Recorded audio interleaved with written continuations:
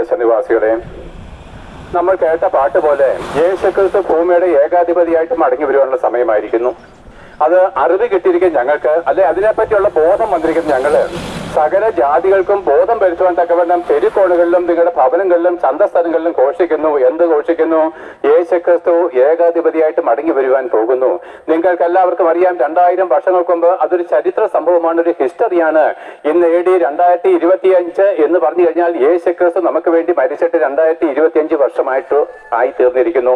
അപ്പോൾ അവനെ നിഷേധിക്കുന്നവരും നിന്ദിക്കുന്നവർക്കും എല്ലാം അറിയാം ഇതൊരു ഹിസ്റ്ററിയാണ്, ചരിത്രമാണെന്ന്.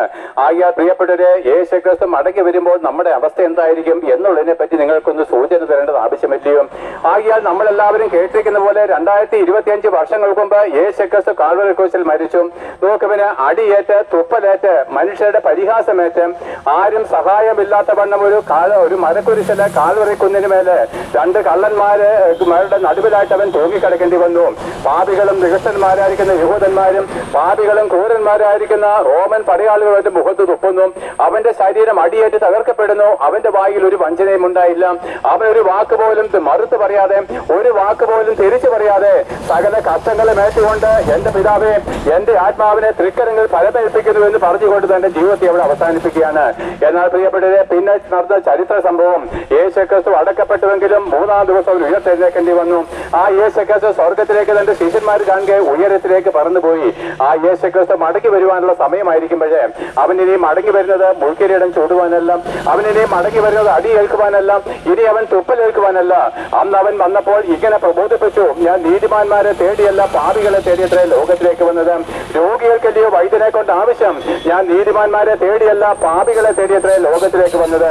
എന്നാൽ പ്രിയപ്പെട്ടവരെ, ആ യേശുക്രിസ്തു പാപികൾക്ക് പാപപരിഹാരം വരുത്തിയതിനു ശേഷം അവനിതാ സ്വർഗത്തിലേക്ക് തിരികെ പോയവന് അവൻ ഭൂമിയിലേക്ക് മടങ്ങി വരുന്നത് പാപികളെ കാണുവാനല്ല, പിന്നെയോ പാപികളായിരിക്കും നമ്മൾ യേശുക്രിസ്തു രക്തത്താൽ പാപമോചനം നേടി അവന് വേണ്ടി കാത്തിരിക്കുന്നവർ ആരെങ്കിലും ഉണ്ടെങ്കിൽ അവരെ ചേർക്കുവാനും അവനെ വിശ്വസിക്കാത്തവരെ ന്യായം വിധിപ്പാനും 1000 വർഷം ഭൂമിയിൽ ഏകാധിപതിയുമായിട്ട് അവൻ രാജാവായിട്ട് വാഴുവാനായിട്ട് മടങ്ങി വരുമ്പോഴേ അവന്റെ രാജ്യത്വം നിത്യരാജ്യത്വമാണ്.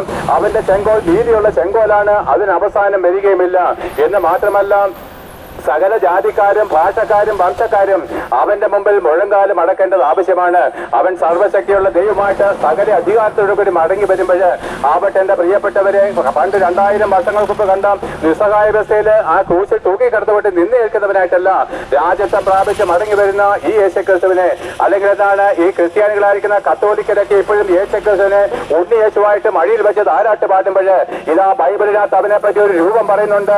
യേശുക്രിസ്തുവിൽ വിശ്വസിച്ചിരുന്ന, യേശുക്രിസ്തുവിന് വേണ്ടി സാക്ഷ്യം പറഞ്ഞിരുന്ന യോഹന്നാൻ എന്ന് പറഞ്ഞ ഒരു മനുഷ്യനെ അന്നത്തെ രാജാവ് നാട് കടത്തി പത്മോസ് എന്ന് പറഞ്ഞ ഒരു പാറക്കൂട്ടകൾ മാത്രമുള്ള ഒരു ഏകാന്ത ദ്വീപിൽ തടവിലേക്ക് അയക്കാൻ അവിടെ കടന്നവൻ മരിക്കണം.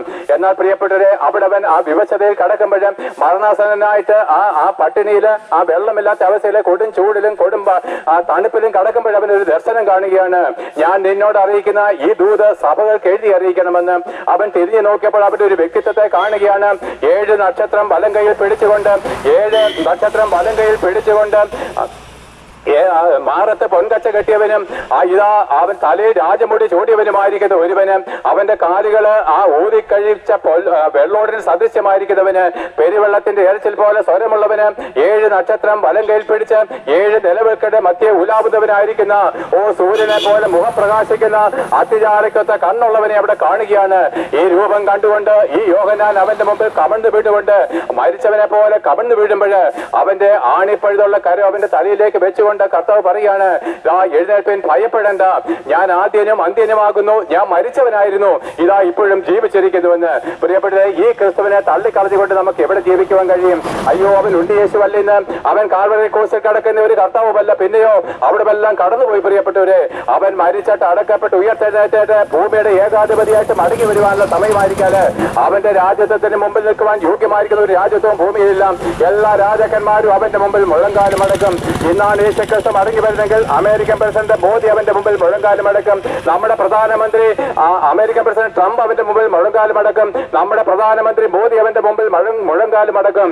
നമ്മുടെ മുഖ്യമന്ത്രിയായിരിക്കുന്ന പിണറായി വിജയൻ അവന്റെ മുമ്പിൽ മുഴങ്കാലുമടക്കും.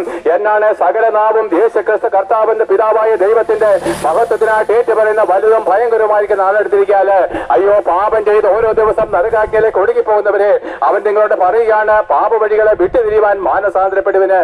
അതേ പ്രിയപ്പെട്ടത്, 2000 വർഷങ്ങൾക്ക് മുമ്പ് യേശുക്രിസ്തു ക്രൂസിൽ മരിച്ചത് നിന്നെ സ്നേഹിച്ച, അതെ എന്നെ കേൾക്കുന്ന നിന്നോട് അയ്യോ എന്നെ സ്നേഹിച്ചോ, ഞാൻ ഇന്നലെയും കള്ളു കുടിച്ചവനാണ്, ഇന്നലെയും വഴക്കുണ്ടാക്കിയവനാണ്, ഞാൻ ഇന്നലെയും യേശുക്രിസ്തുവിനെ കളിയാക്കിയവനാണ്.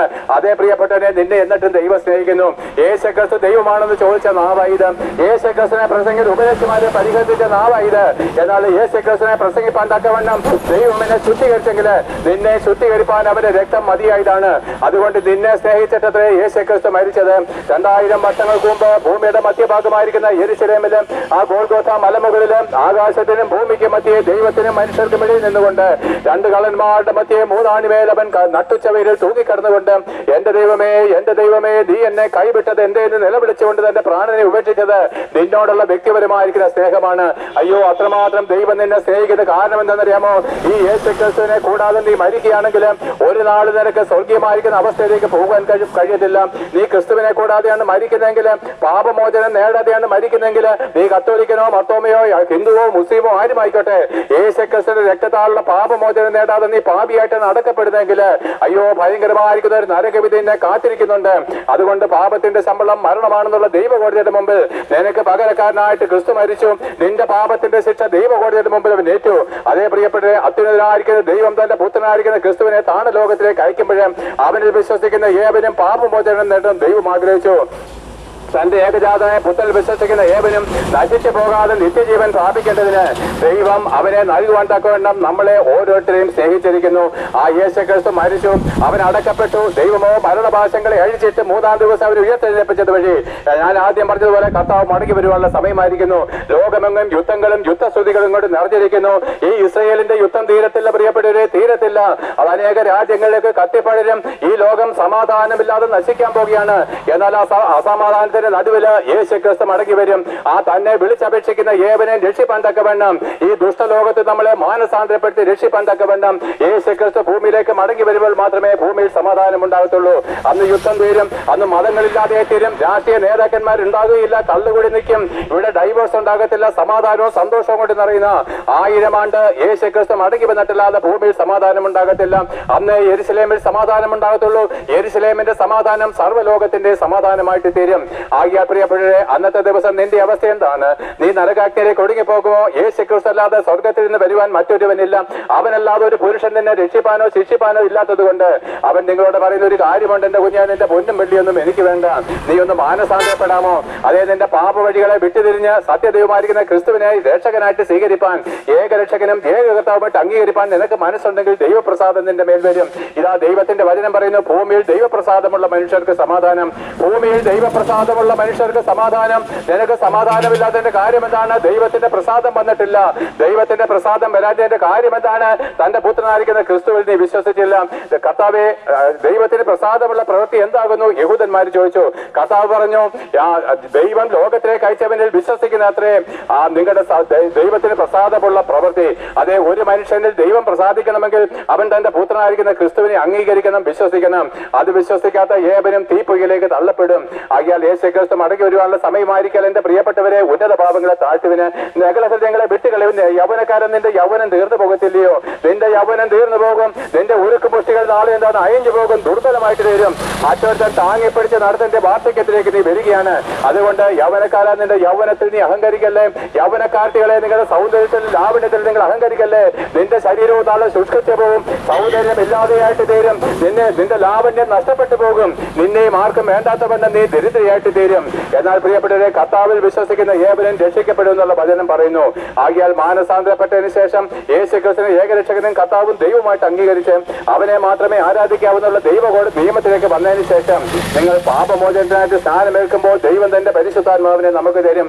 ഈ പരിശുദ്ധാത്മാവത്തെ നമ്മളെ രക്ഷിക്കുന്നത്, ഈ പരിശുദ്ധാത്മാവത്തെ നമ്മളെ സ്വർഗത്തിലേക്ക് കൊണ്ടുപോകുന്നത്. എന്റെ പ്രത്യാശ ഞാൻ പറയാം, ഞാൻ മാനസാന്തരപ്പെട്ടവന്, ഞാൻ യേശുക്രിസ്തുവിനോട് ചേരുവാൻ സ്നാനമേറ്റ് അവന്റെ ആത്മാവിനെ പ്രാപിച്ചു, അതുകൊണ്ടല്ലേ പ്രസംഗിക്കാൻ പറ്റുന്നത്. എന്നാൽ പ്രിയപ്പെട്ടവരെ, എന്റെ പ്രത്യാശ ഞാൻ പറയും, എന്തുകൊണ്ട് ഞങ്ങൾ പ്രസംഗിക്കുന്നു? ഇന്നാണ് യേശുക്രിസ്തു മടങ്ങി വരുന്നതെങ്കിലും, ഇന്നാണ് ഞങ്ങളുടെ മരണ ദിവസമെങ്കിൽ അവൻ ഞങ്ങളുടെ ദ്രവിച്ചു പോകുന്ന ശരീരമൊക്കെ മാറ്റും. പ്രിയപ്പെട്ടവര്, ഈ പാപമുള്ള ശരീരം നീക്കിക്കളയും, എന്നിട്ട് തേജസ്സും തിളക്കമേറിയതുമായിരിക്കുന്ന ഒരു പുതിയ ശരീരം തന്ന് 1000 വർഷം ഞങ്ങൾ യേശുക്രിസ്തുവിനോട് കൂടെ ഭൂമിയിൽ വാഴുകയും 1000 ആണ്ടിന് ശേഷം ലോകം അവസാനിക്കുമ്പോൾ സ്വർഗത്തിലേക്ക് പറന്നു പോവുകയും ചെയ്യും. നിങ്ങളും വരണം കേട്ടോ. അല്ലയോ പാപികളായിരിക്കുന്ന മനുഷ്യരെ, നിങ്ങളും പാപമോചനം നേടാൻ ക്രിസ്തുവിന്റെ അടുക്കലേക്ക് വരണം.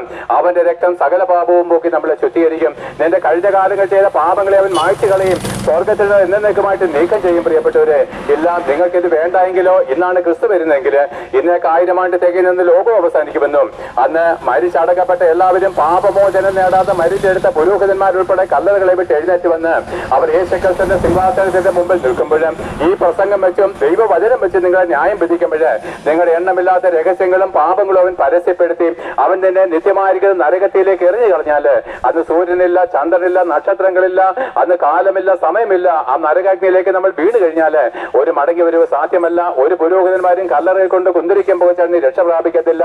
ഞാനൊരു ഹിന്ദുമത വിശ്വാസത്തിലായിരുന്നു, എന്റെ മക്കളോ അനിതരമാരോ ചെയ്യുന്ന പിണ്ടാടി നിങ്ങൾക്ക് നമ്മളെ രക്ഷിപ്പാൻ കഴിയത്തില്ല. പ്രിയപ്പെട്ടവരെ, ഒരിക്കലും തീർന്നു പോകാത്ത നരകാഗ്നിയിലേക്ക് നമ്മൾ എന്നേക്കും വെന്ത് കിടക്കും. അത് നിന്റെ ഉന്നത ഭാവം എവിടെ പോകും? പ്രിയപ്പെട്ടവരെ, നീ ഒരു രാഷ്ട്രീയ പാർട്ടിയിൽ നിന്ന് മറ്റു രാഷ്ട്രീയ പാർട്ടിക്കാരനെ തെറി വിളിച്ചില്ലയോ? അവനെ നീ കുത്തിക്കൊന്നില്ലയോ? നീ ഒരു മതത്തിൽ നിന്ന് ഒരു മറ്റു മതക്കാരനെ നീ പരിഹസിച്ചില്ലയോ?